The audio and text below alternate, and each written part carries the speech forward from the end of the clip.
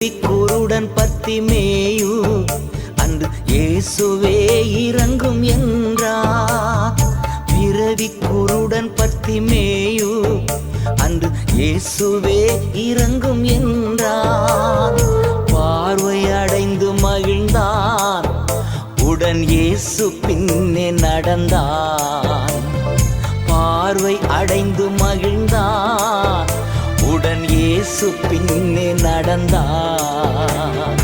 யெகோவா ராஃபா இன்றும் வாழ்கிறார். சுகம் தரும் தெய்வம் இயேசு சுகம் இன்று தருகிறார்.